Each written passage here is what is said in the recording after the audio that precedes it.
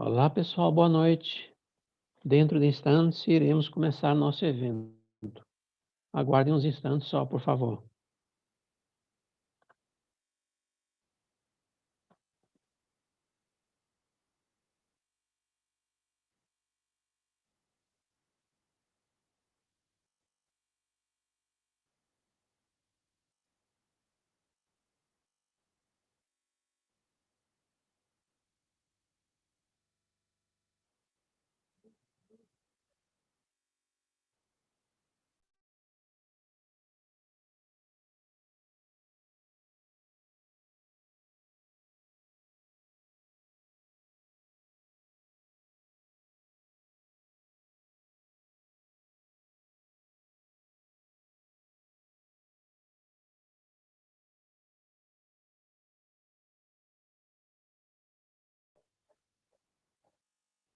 Boa noite, pessoal.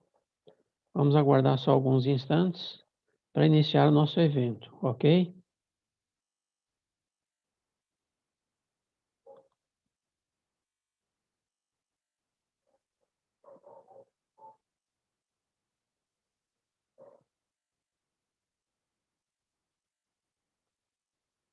Olá, pessoal.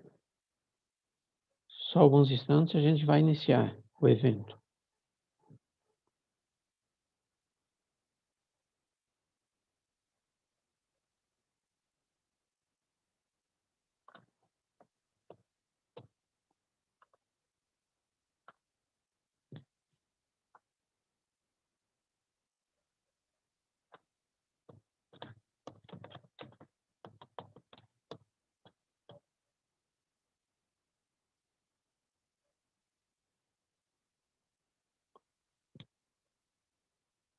Boa noite, pessoal. Está chegando. Só alguns segundos e a gente já vai iniciar, ok?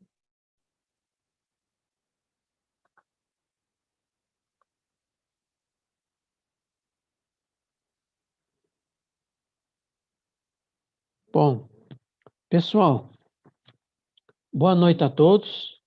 Agradeço imensamente a presença de todos que estão nos acompanhando aí pelo YouTube, para mais um evento, nosso webinar, que a gente faz periodicamente. Hoje, o webinar vai ter a participação do professor Sérgio Santos, nosso parceiro na execução dos nossos treinamentos de SPDA, de aterramento, de MPS, ok? O tema de hoje é proteção contra surtos para sistemas fotovoltaicos. Deixe eu fazer uma apresentação breve do que nós temos para oferecer para vocês em termos de engenharia, treinamentos, para quem não nos conhece, ok? É coisa rapidinha, é só um minutinho.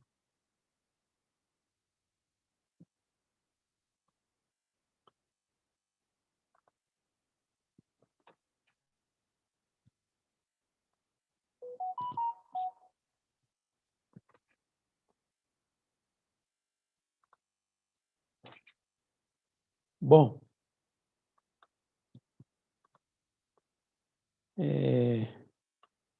só estou acertando a tela aqui, gente.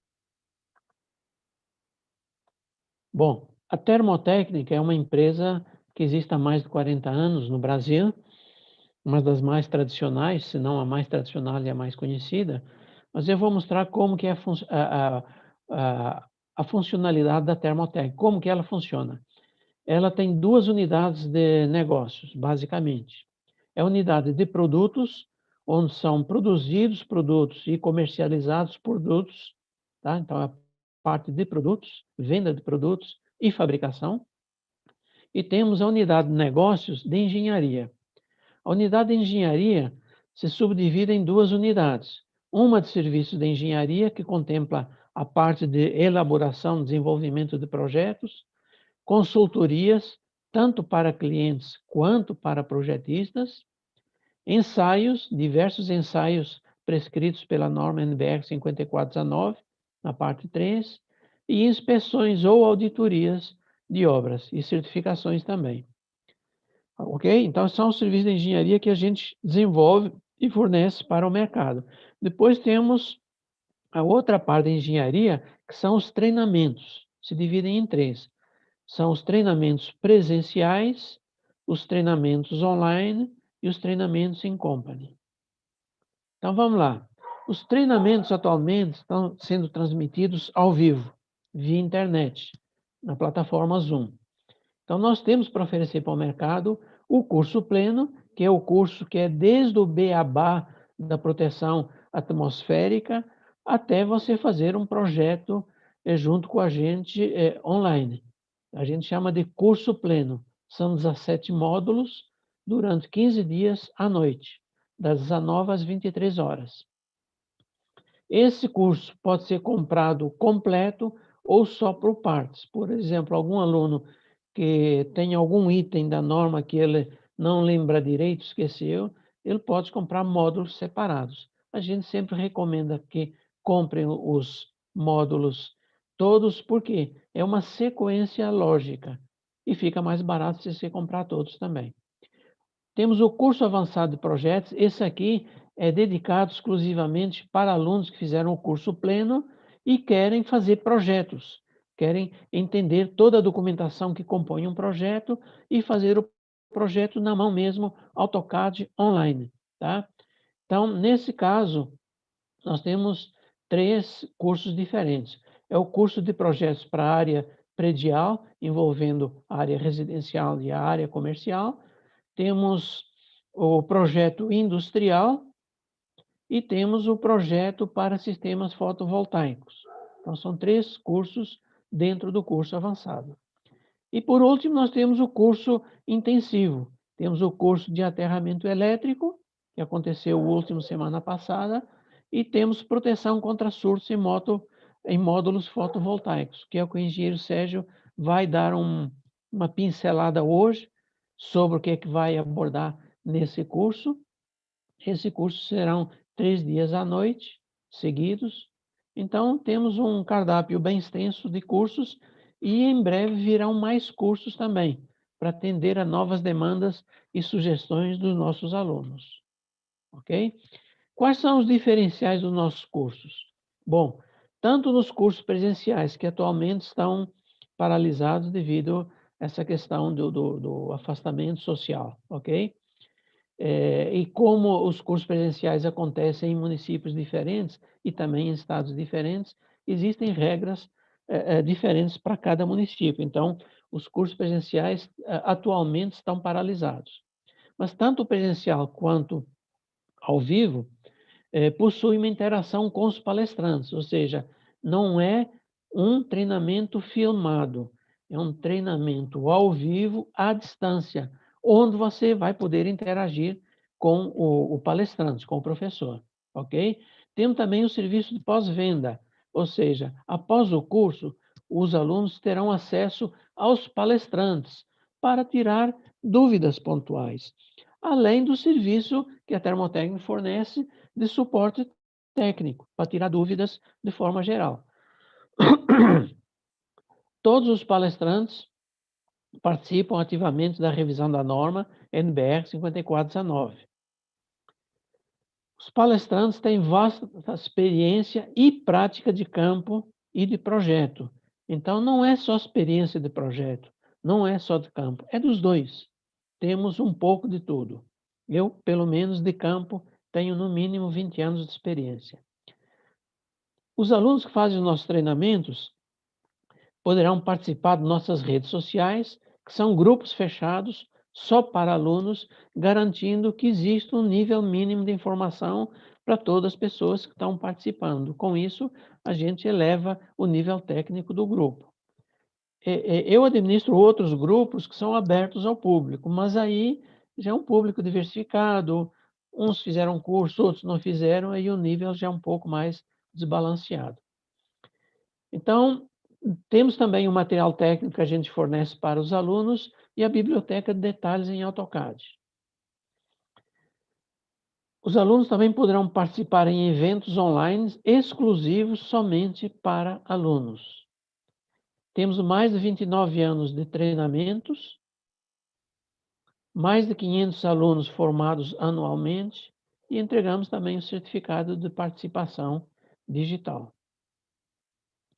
Os eventos digitais que a gente faz regularmente são basicamente 3. 2 abertos ao público e 1 fechado para alunos. Os abertos para o público são webinars, são eventos públicos mensais via YouTube, com temas diversos, sempre focados na prática de projetos, inspeções ou ensaios técnicos, igual esse que está acontecendo agora. Esse evento que está acontecendo hoje, que vai começar agora, já em seguida, é um webinar. Esse encontro com especialistas são cases que nós vivenciamos na termotécnica e compartilhamos com o público em geral. E o terceiro evento é um evento fechado para ex-alunos, exclusivo, com apresentações de cases, tanto nossos como de ex-alunos, onde a gente aponta boas práticas, o que deve ser feito, o que não deve ser feito, melhorar a qualidade do projeto. É uma interação, é um evento 100% interativo, mas como vocês estão vendo, é fechado para alunos, ok? Bom, então aqui os nossos contatos, tanto da área comercial de produtos, quanto a área comercial de serviços, quanto para o setor de cursos. Quem quiser participar, fique à vontade. Agora o professor Sérgio vai assumir com a sua apresentação, ele vai conduzir o evento daqui para frente, tá? E eu fico aqui assistindo. No final, nós iremos abrir para perguntas. Então, se vocês tiverem perguntas durante a apresentação do Sérgio, por favor, coloquem aí no chat do YouTube, que ao final da apresentação nós iremos repassar essas perguntas, ok? Pronto aí, Sérgio? Pronto, Nomad. Antes de que você saia, você só verifica para mim, por favor, se está aparecendo aqui, que eu estou tentando... Tá sim, eu estou vendo perfeitamente. Já está aparecendo a minha, né? Tá está me ouvindo, e você está me ouvindo também. Estou ouvindo claramente, alto e bom tom, a apresentação também está perfeita, sem problema nenhum. Pode tocar o barco. Se precisar de mim, é só falar. Tá, então eu vou sumir daqui. Então. Pessoal, muito boa noite, tá?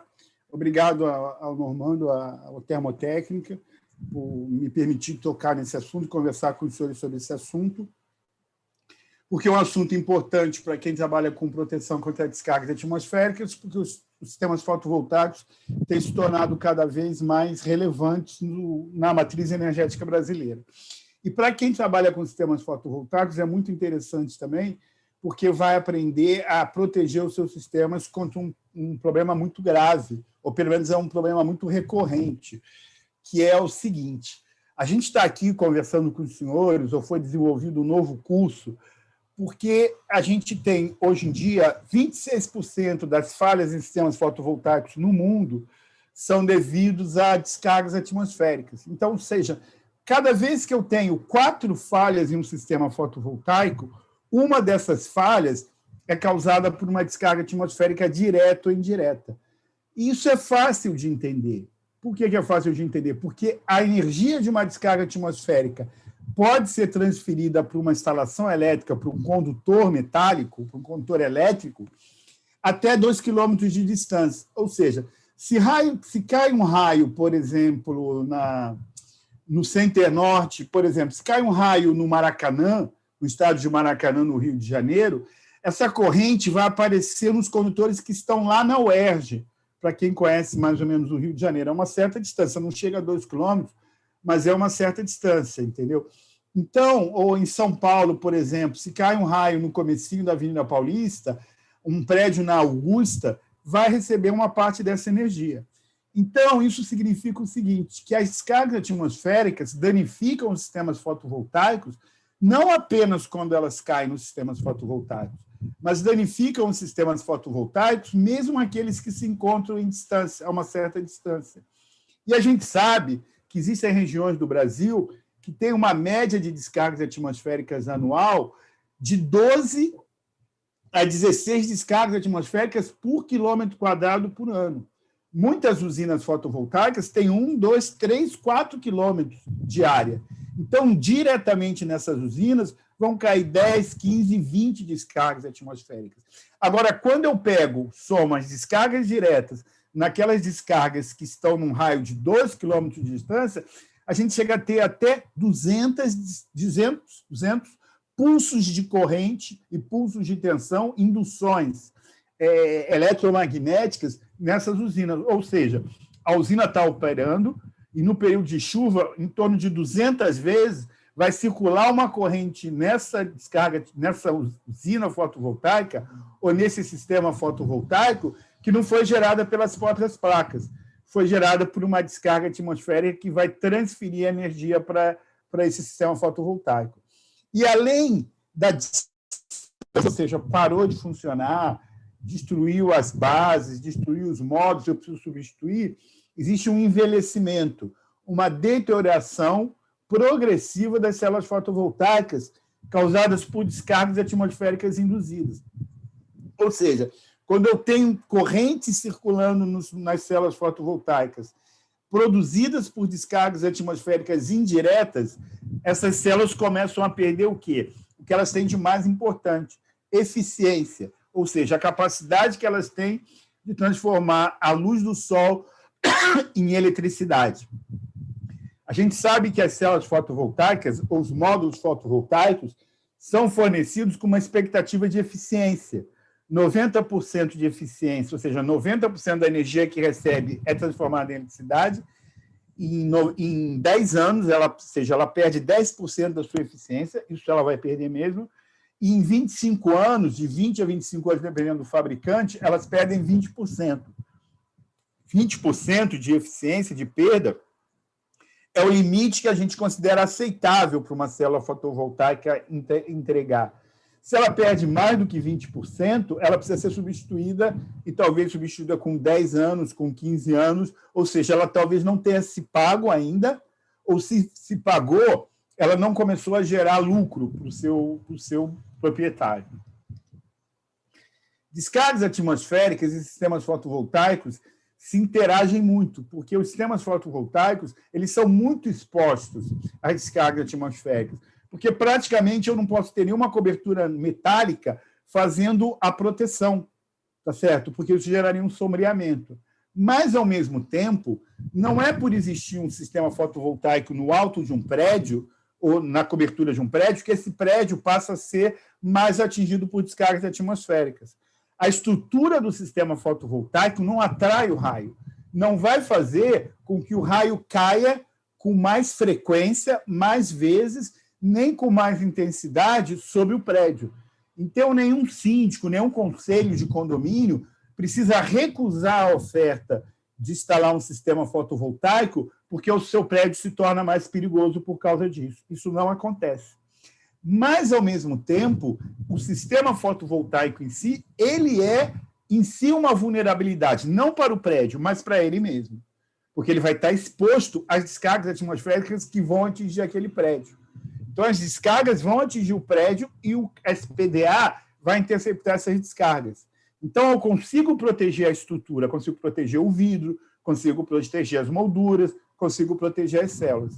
Mas a proximidade dessas descargas atmosféricas junto ao sistema fotovoltaico faz com que eu tenha correntes induzidas ou até mesmo conduzidas circulando por esse sistema. Ou seja, num caso tradicional de um prédio, eu tenho a instalação elétrica dentro do prédio e o prédio está protegido na sua estrutura.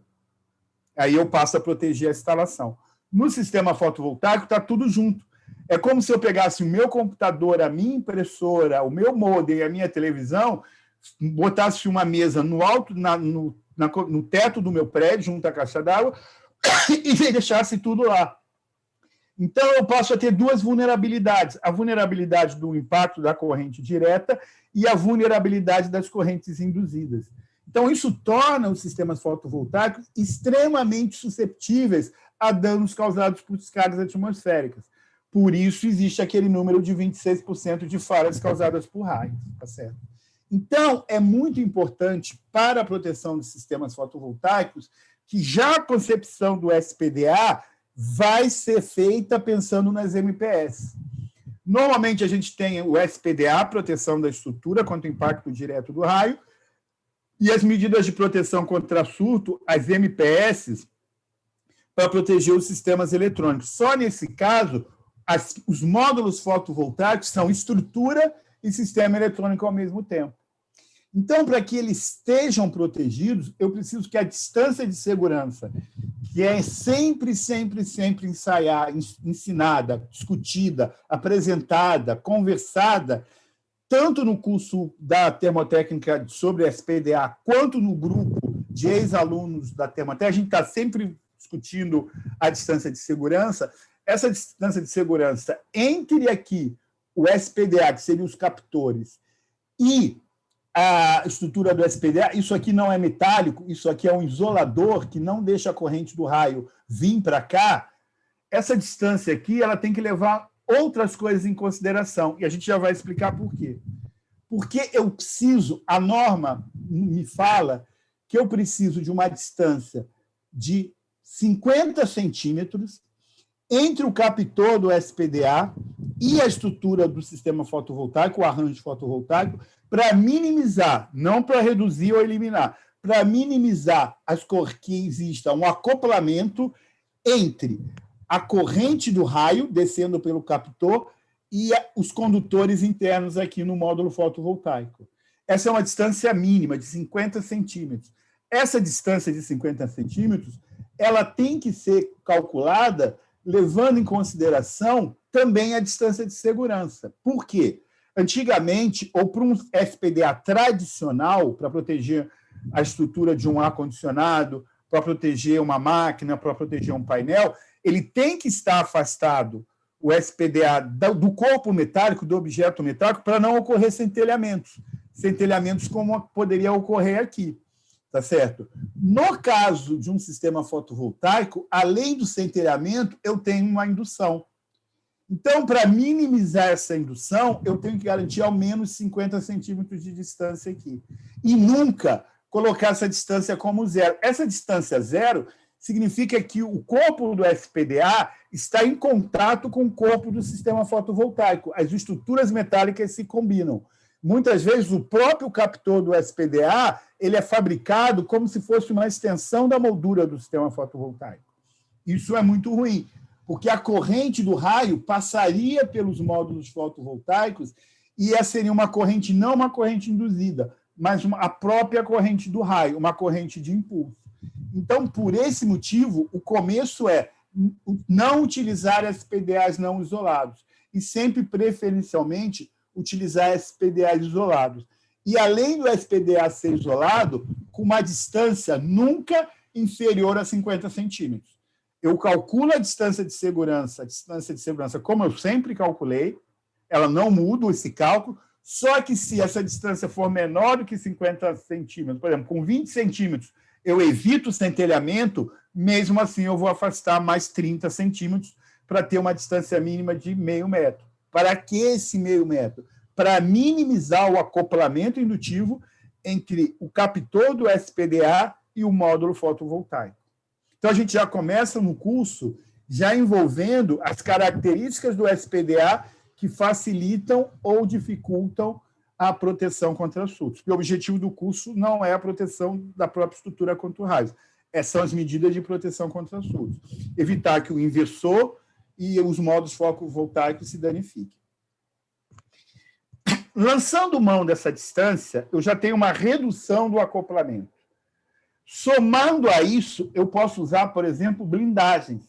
E alguém pode estar se perguntando como eu vou envelopar os módulos fotovoltaicos numa caixa metálica. Eu não vou envelopar os módulos fotovoltaicos numa caixa metálica. Eu vou aproveitar que esses módulos possuem algumas molduras metálicas. Eles têm o que a gente chama frames. Frames eu não gosto do termo, eu prefiro molduras. Molduras metálicas de sustentação dos módulos, de fixação dos módulos, que facilitam, que dão sustentação mecânica aos módulos.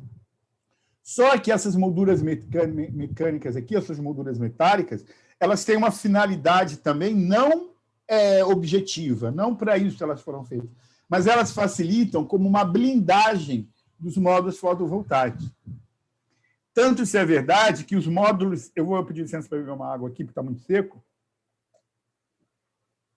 Com licença, obrigado. Então, estruturas sem módulos metálicos, do ponto de vista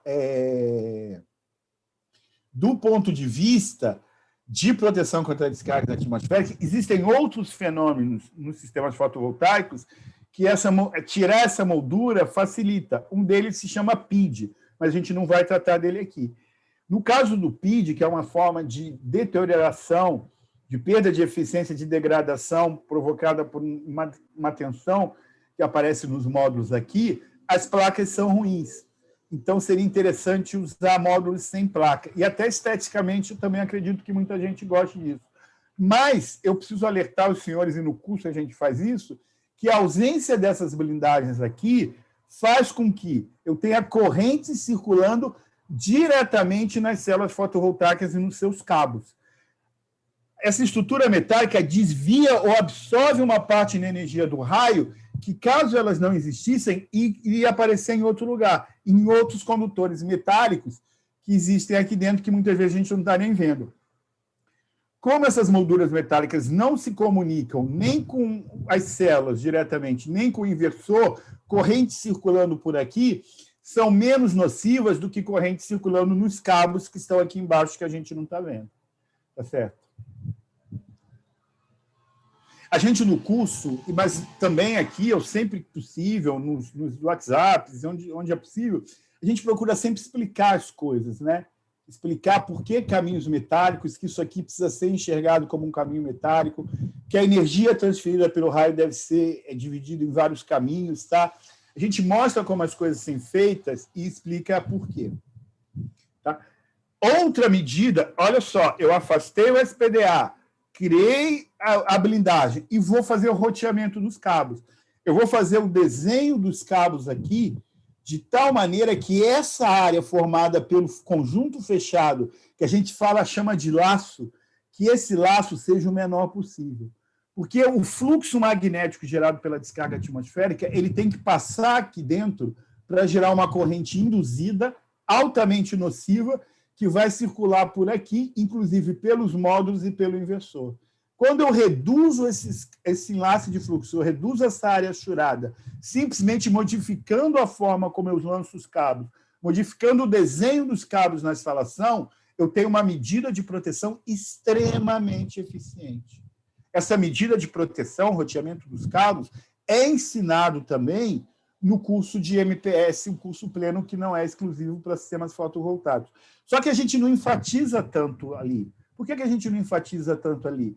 Porque a exposição dos sistemas fotovoltaicos ao fluxo magnético é maior do que existe em relação aos cabos que existem dentro de uma instalação. Porque os cabos que existem dentro de uma edificação, uma instalação de uma edificação, de um prédio, de um shopping, eles já contam com uma blindagem natural que é a própria estrutura metálica do prédio, coisa que não acontece no sistema fotovoltaico. Então, a gente tem que maximizar o uso das MPS no caso dos sistemas fotovoltaicos.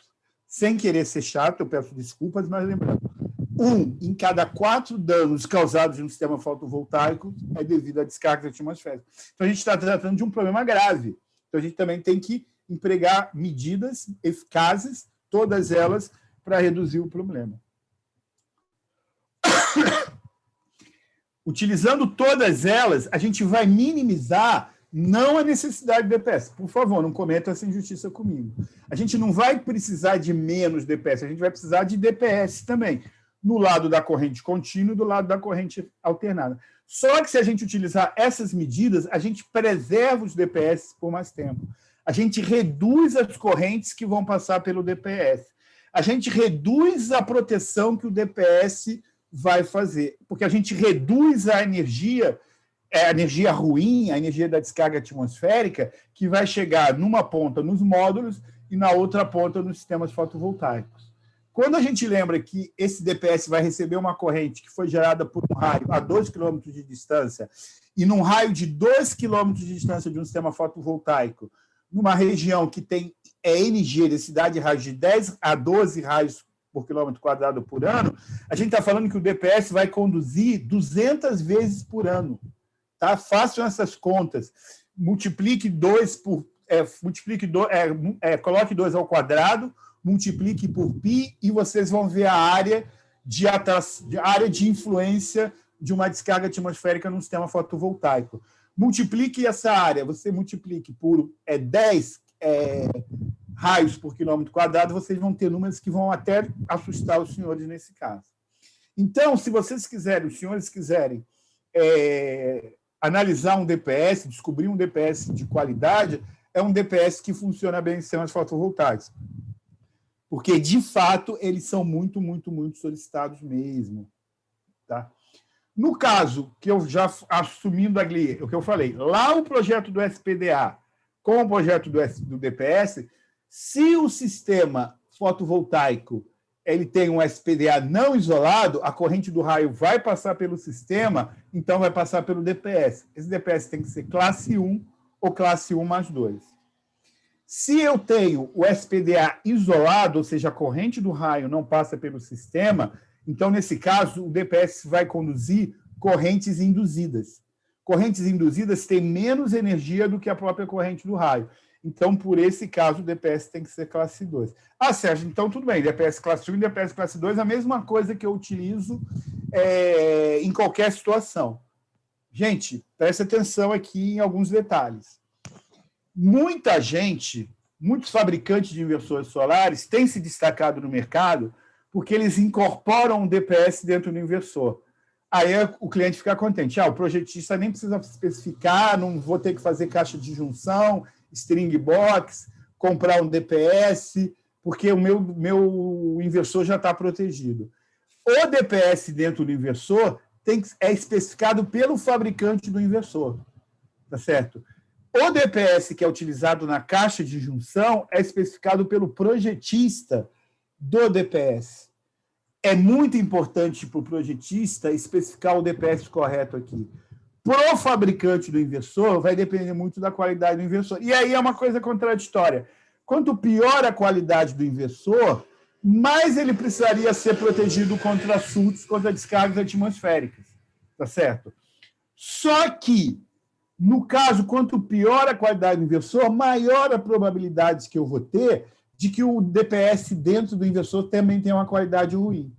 E não é porque o inversor tem um DPS, que se cair um raio na sua instalação, ou próximo são 2 quilômetros, não é nem tão próximo assim, e se cair um raio na sua instalação, ou próximo da sua instalação, esse fabricante vai te dar garantia. Ele coloca esse inversor aí quase como uma obrigação, quase como um mal necessário. Tá? E é complicado, porque a gente não consegue colocar um outro DPS para proteger o inversor. Se eu tenho um DPS dentro de um inversor, eu não consigo controlar a atuação desse DPS quando eu coloco um DPS na caixa de junção. Um dos dois não vai atuar. E aí a gente vai abordar isso no curso, daria um bom papo lá dentro, lá no próprio curso. Porque 2 varistores não atuam ao mesmo tempo. E eu não sei exatamente qual dos dois vai ser mais rápido. Isso é impossível. Mesmo que o varistor, o DPS com o varistor, seja do mesmo fabricante. Mesmo o mesmo fabricante não assegura que 2 DPS fabricados por ele com as mesmas características vão atuar ao mesmo tempo.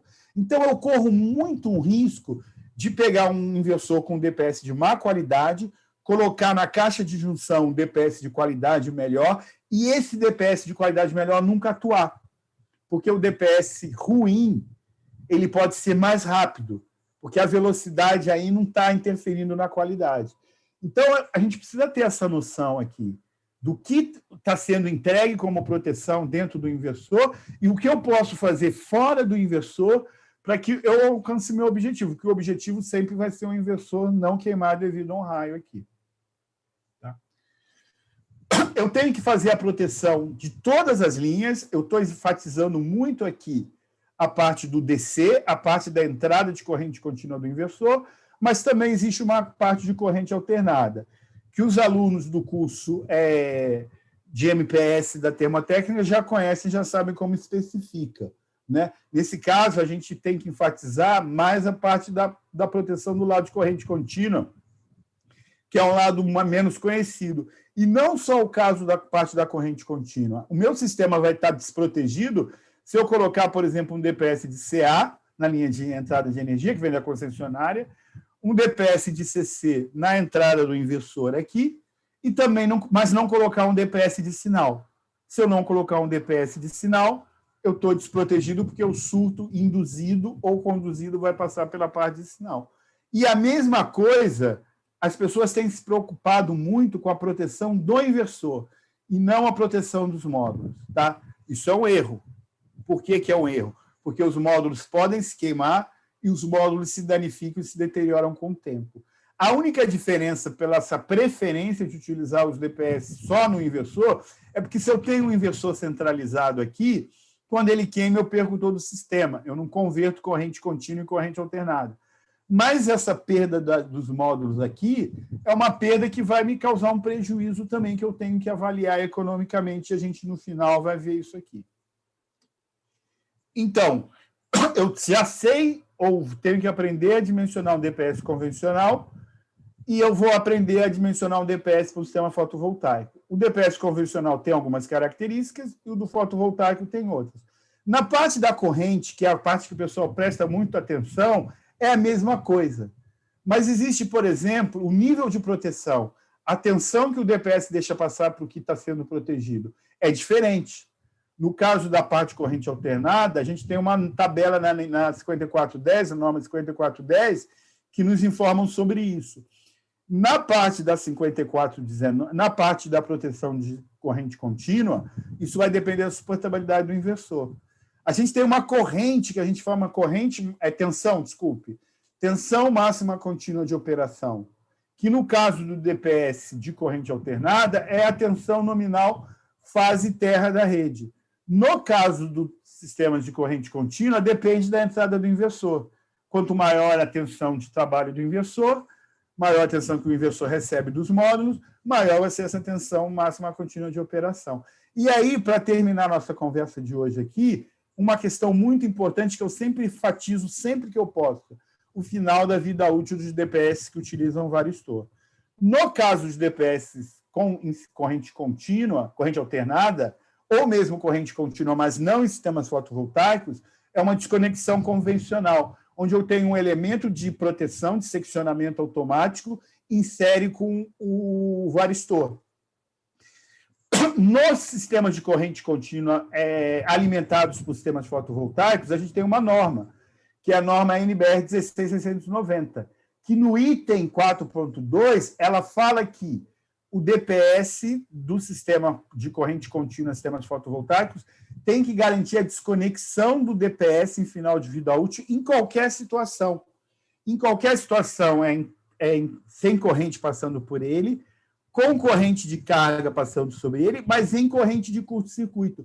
E aí, gente, olha como é que é interessante a gente avançando, é legal isso aqui, é a parte legal da nossa profissão. O problema não é a corrente de curto-circuito ser muito alta, como acontece nos sistemas convencionais. O problema é que a corrente de curto-circuito depende da irradiação solar, da irradiância solar, do sol que existe sobre as placas, nos módulos naquele momento. Se não tiver muito sol sobre os módulos, essa corrente de curto-circuito pode ser tão baixa que o dispositivo de desconexão convencional, um fusível, um disjuntor externo ou externo ao DPS, pode não entender que aquela corrente que está passando pelo DPS é extremamente perigosa para o DPS e para a instalação, e ele não vai desconectar.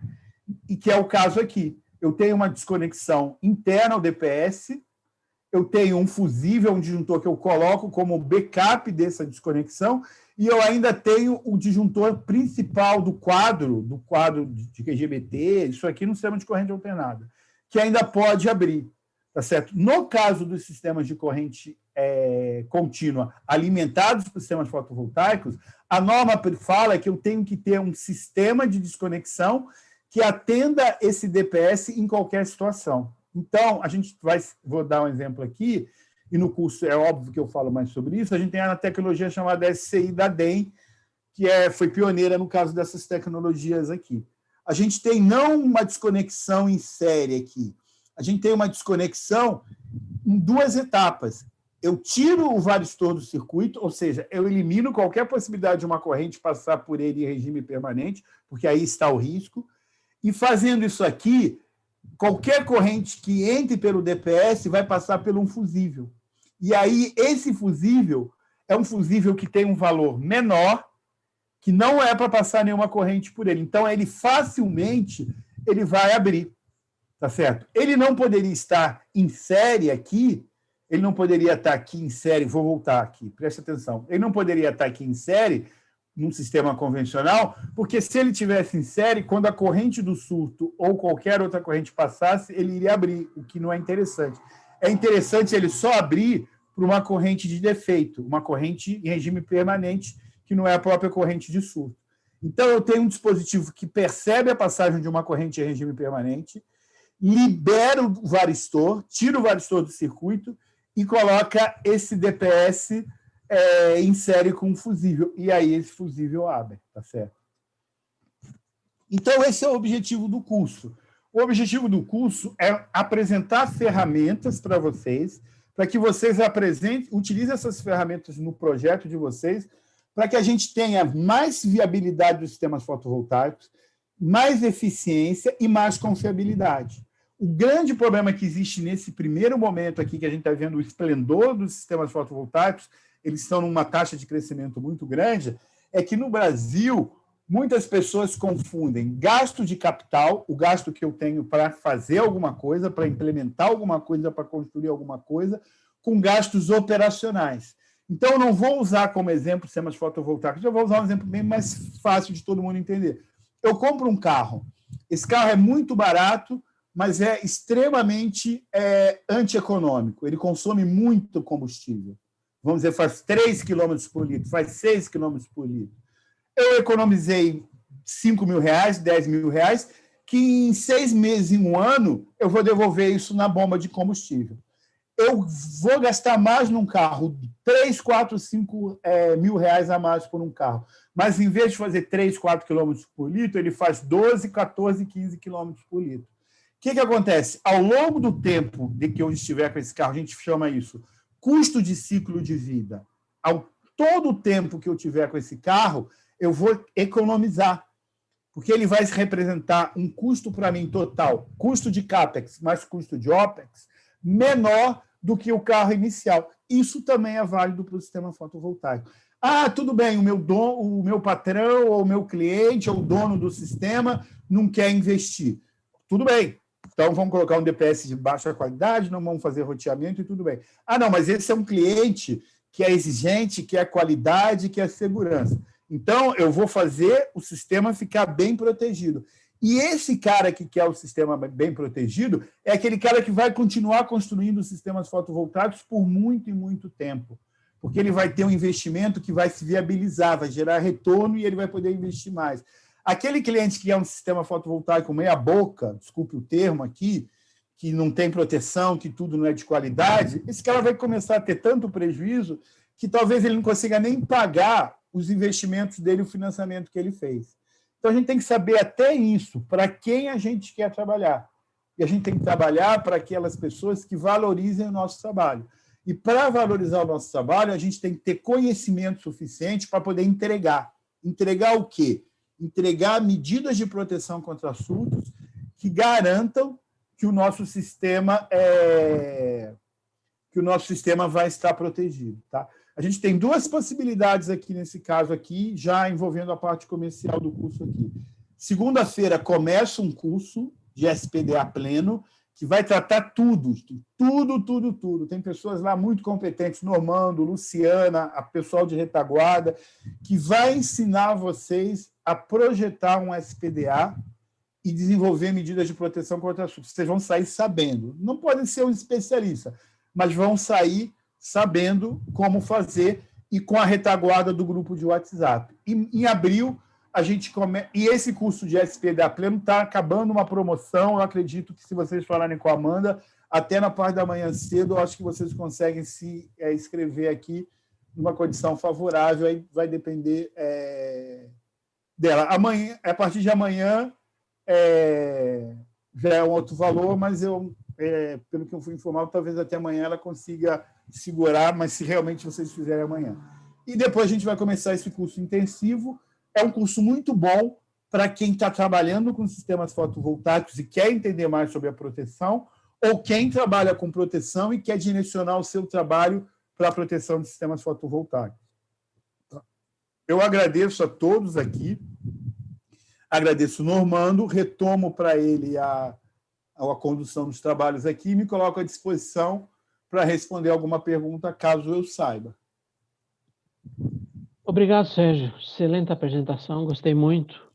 Foi muito didático. Nós temos algumas perguntas aqui, tá? Direcionadas para você. Vamos lá. Primeira pergunta da Lara. Gostaria de saber por que um SPDA não isolado é prejudicial para um sistema fotovoltaico. Porque um SPDA não isolado, ele está em contato metálico, contato condutivo, galvânico, com o sistema fotovoltaico. Então, a corrente do raio, ao atingir o SPDA, vai ser conduzida também pelo sistema fotovoltaico. Sabe o frame, as molduras metálicas, ela vai estar conduzindo uma corrente do raio. Então, a corrente do raio, ao invés de ir totalmente para a Terra, uma parte dela, antes de ir para a Terra, vai passar pelo seu sistema. Você está contaminando o seu sistema. Com o SPDA não isolado, com o SPDA isolado, o SPDA que não tem contato metálico com o sistema fotovoltaico, essa corrente desce toda para o sistema fotovoltaico, desce toda para o sistema de aterramento e não contamina o seu sistema fotovoltaico. O nome já está falando. Você isola o problema, raio, do sistema fotovoltaico. No outro sistema não isolado, você não isola o problema, raio, do sistema fotovoltaico. Ok, obrigado, Sérgio. Outra pergunta aqui da Luciana. Esses 50 centímetros de afastamento são definidos em norma? Se sim, qual norma? Ela está querendo saber aquele meio metro de afastamento entre o captor e as placas fotovoltaicas. Esse meio metro aqui é uma recomendação. Ela é uma recomendação da norma IEC 63227. A norma IEC 63227, quem trabalha com descargas atmosféricas deve conhecer essa norma, que é uma norma de proteção contra descargas atmosféricas para sistemas fotovoltaicos. Quem trabalha com sistemas fotovoltaicos também deve conhecer essa norma, porque é uma norma de proteção contra descargas atmosféricas e surtos para sistemas fotovoltaicos. A norma é IEC 63227. Ela é de 2020, então é uma norma bem recente. Recente, está quentinha ainda. Outra pergunta. O desenho dos cabos diminui a intensidade da corrente de surto no inversor. Ela deve estar se referindo àquela área. Diminui.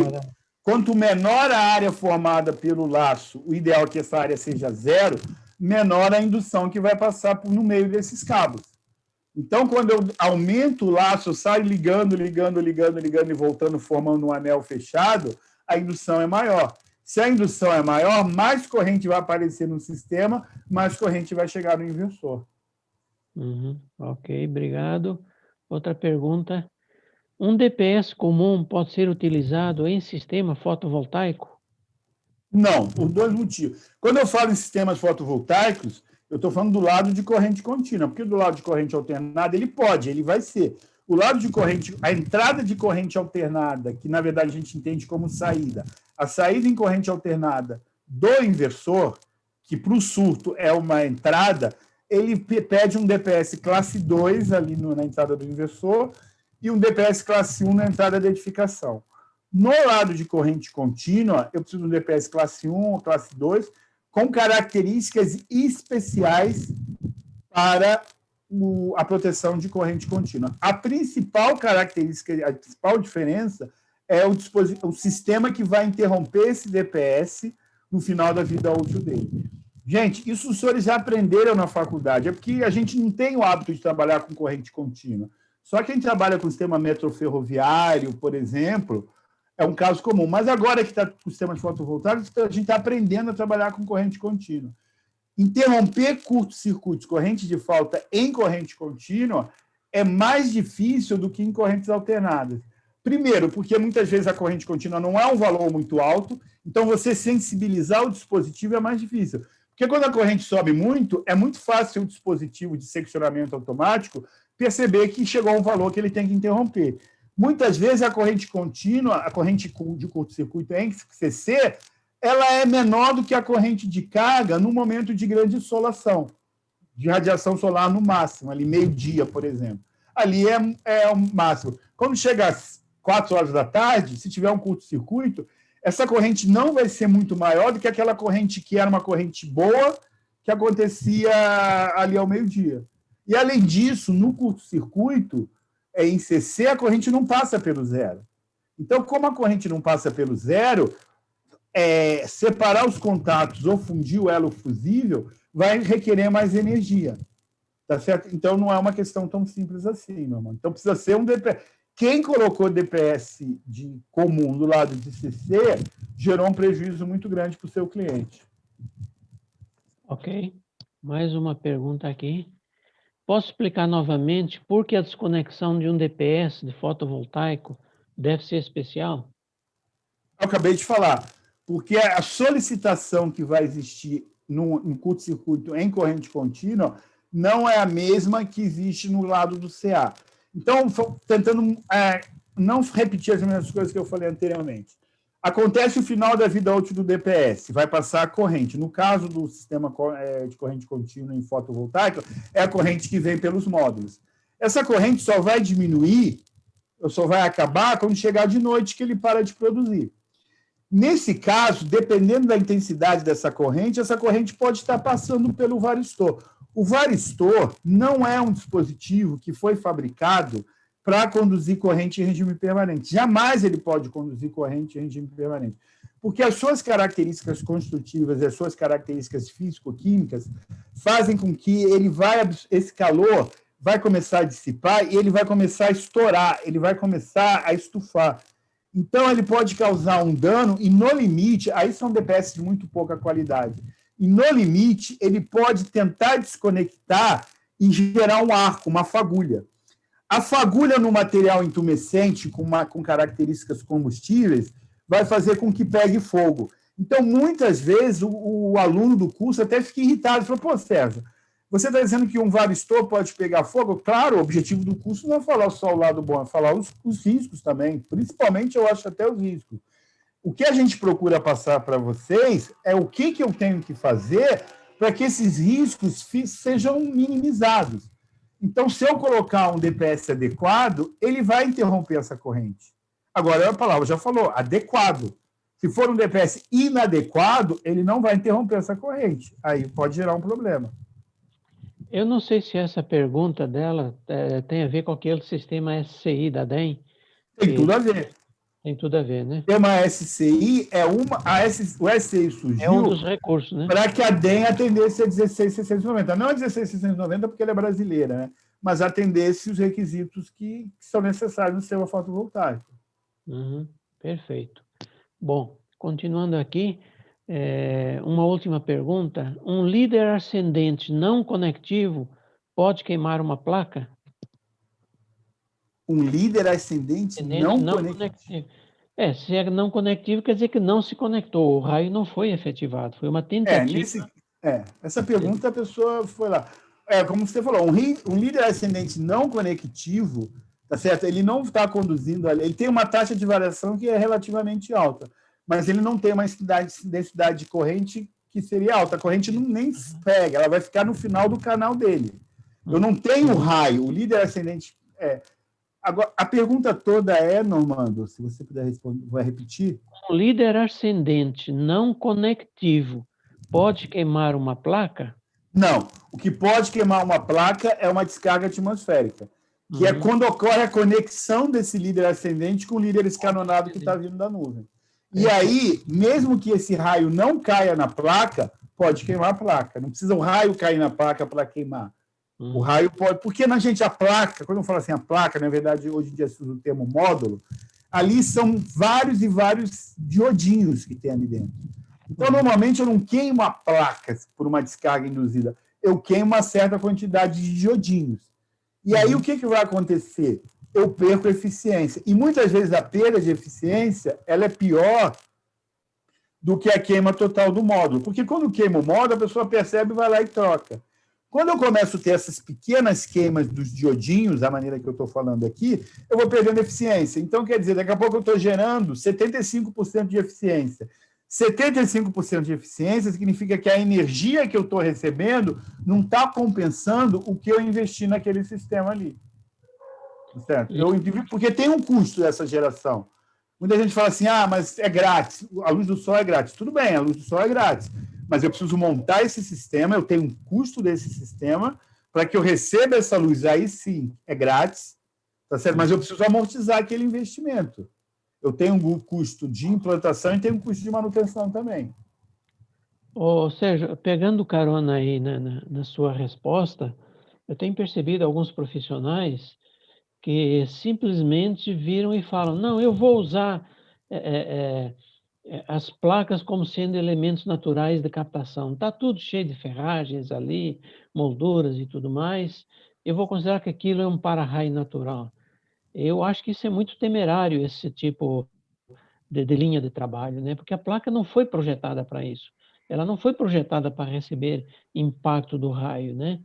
Então, você já falou que além da degradação ao longo do tempo, fala também um pouco o que é que pode acontecer com uma descarga direta em cima de uma placa dessas, que é a situação extrema, né? Então, se eu colocar um captor ligado na moldura metálica e conectado no sistema de aterramento, essa corrente vai para o sistema de aterramento. Correto. Eu não vou ter danos físicos na placa, ou seja, eu não vou trincar o vidro, eu não vou perfurar a placa. O que eu vou ter é danos elétricos, tá certo? Então, mas não é impossível isso aqui. Não, mas o que eu estou falando, Sérgio, é que o cara não vai usar sistema de captação. Ele vai usar a própria placa como se fosse um elemento natural. Então, o problema de não usar sistema de captação na placa, no módulo fotovoltaico, é o seguinte: eu vou deixar a descarga atmosférica chegar muito próximo para a emissão do líder ascendente. Então, eu tenho uma probabilidade maior de que eu tenha atingido o vidro ali, o miolo do módulo.